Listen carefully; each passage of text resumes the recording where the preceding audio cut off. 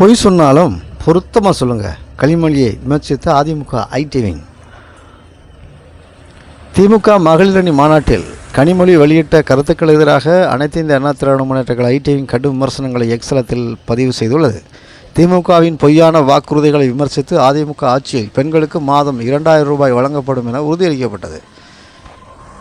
திமுக மகளிரணி மாநாட்டில் வெளியான கருத்துக்களுக்கு எதிராக அதிமுகவின் ஐடி விங் எக்ஸலத்தில் திமுக எம்பி கனிமொழியை குறித்து கடும் விமர்சனம் பதிவு வெளியிட்டுள்ளது. அதில் பொய் சொன்னாலும் பொருத்தமாக சொல்லுங்கள் திரு கனிமொழி என்று திமுக தேர்தல் வாக்குறுதிகள் நிறைவேற்ற தவறியதாக குற்றம் சாட்டப்பட்டுள்ளது. பெண்களுக்கான ஸ்கூட்டி திட்டம் எடப்பாடி பழனிசாமி ஆட்சி காலத்திலே உடனடியாக நிறைவேற்றப்பட்டதாகவும் திமுக வாக்குறுதிகள் காற்றில் பறக்க விடுவதாகவும் அதிமுக ஐடி விங் விமர்சித்துள்ளது. 2026 தேர்தலில் 2026 அதிமுக ஆட்சியில் பெண்களுக்கு மாதம் 2000 ரூபாய் வழங்கப்படும் எனும் வாக்குறுதி நிச்சயம் நிறைவேற்றப்படும் எனவும் அந்த பதிவில் தெரிவிக்கப்பட்டுள்ளது. மேலும் வெல்லும் பெண்கள் என்ற பெயரில் பொய்யான வாக்குறுதிகளை சொல்லி மக்களை மீண்டும் ஏமாற்ற வேண்டாம் என திமுகவுக்கு எச்சரிக்கை விடுக்கப்பட்டுள்ளது.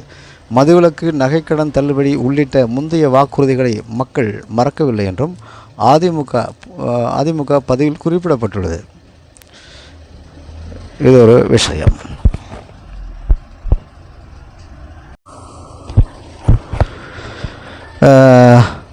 திமுக எம்எல்ஏ கே தளபதியின் விமர்சனத்துக்கு பதிலளித்த காங்கிரஸ் எம்பி ஜோதிமணி, திமுக எம்எல்ஏக்கள் தேவையில்லாமல் காங்கிரஸ் கட்சியை அவமதிக்க வேண்டாம் என எச்சரித்துள்ளார்.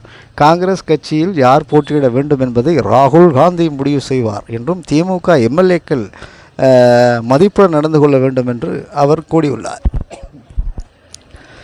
ஜோதிமணி கடும் எச்சரிக்கை விடுத்துள்ளார். தர்ம யுத்தம் நடத்தாமல் பொறுத்திருந்தால் ஓபிஎஸ் முதல்வராக இருப்பார்.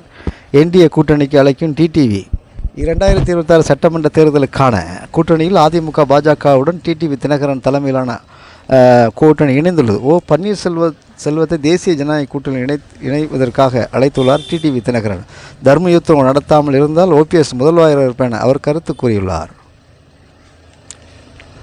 நாங்கள் வெகுண்டெழுந்தால் தப்பாகிவிடும் விஜய் எச்சரித்த டிடிவி தினகரன். 2026 சட்டமன்ற தேர்தல் விஜய் தலைமையில் களமிறங்குவது தமிழக வெற்றி கழகம். டிடிவி தினகரன் விஜய் நேரடியாக விமர்சித்து எம்ஜிஆர் போல மாற முடியாது என கூறினார்.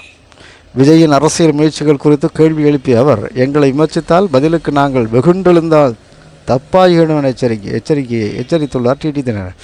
விஜய் வாயிலே வடை சுடுகிறார். இந்த கட்சியெல்லாம் இருக்குமா என்பதே சந்தேகம். செல்லூர் ராஜு கருத்து.